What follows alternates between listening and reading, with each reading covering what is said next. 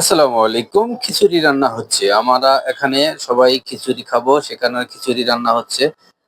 তো আমরা দেখতে পাচ্ছেন সবজি, তরকারি এগুলো কাটা বেছা করা হচ্ছে। এখানে কাঁচামরিচ নিয়েছি, আলু, পেঁয়াজ সব এখানে আদা, রসুন, এখানে মাংস রয়েছে।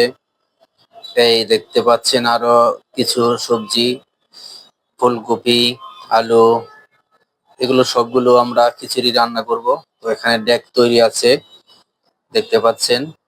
আমরা এখানে আগুন ধরিয়ে দেব, পাতিল দিয়ে দেব এখন চুলায়। তো তারপরে আমরা খিচুড়ি রান্না শুরু করে দেব ইনশাল্লাহ। তো সবাই পাশে থাকেন, দেখতে থাকেন আমাদের খিচুড়ি রান্না। সবাই কমেন্টে বলবেন কেমন হলো, লাইক কমেন্ট শেয়ার করবেন। তো আমরা খিচুড়ি রান্নার জন্য পাতিল দিয়ে দিয়েছি, এখন তেল দেব। তো এদিকে ধোয়া হচ্ছে সবজি, এগুলো সব আমরা দেব। তো সবজি খিচুড়ি রান্না হয় অনেক ধরনের, অনেকভাবে অনেকেই রান্না করে থাকে।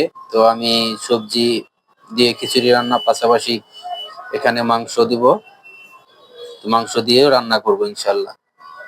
তো আমরা মশলা কষিয়ে নিয়েছি, এখানে দেখতে পাচ্ছেন মাংস দেওয়া হচ্ছে।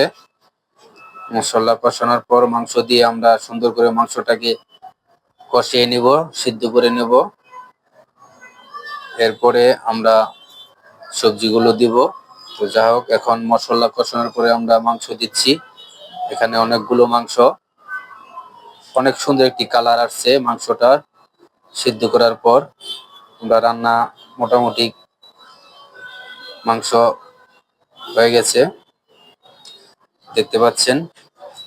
মাংস কষানো শেষ, এখন আমরা এখানে সবজি দেব। তো এই তো আমরা সবজি দিয়ে দিলাম। তো সবজিগুলো ভালো করে সিদ্ধ করে মাংসর মতো আবার আমরা করে নেব। তারপরে দিয়ে দেবো এখানে আমরা, দেখতে পাচ্ছেন মাংস সিদ্ধ হয়ে গেছে। এখন চাউল দেওয়া হচ্ছে, চাউল দিয়ে আমরা পানি দিব, পানি দিয়ে একটু ঢেকে দেব। তারপরে আমরা আবার নাড়া দিয়ে দেখবো কিরকম হলো। তো যা হোক, আমাদের পাশে থাকবেন। দেখেন আমাদের খিচুড়ি অলরেডি হয়ে গেছে। তো সবার দাওয়াত রইল, চলে আসবেন খিচুড়ি খাওয়ার জন্য। শীতের দিন আমরা খিচুড়ি রান্না করে খিচুড়ি খাচ্ছি। ধন্যবাদ সবাইকে, ভালো থাকবেন।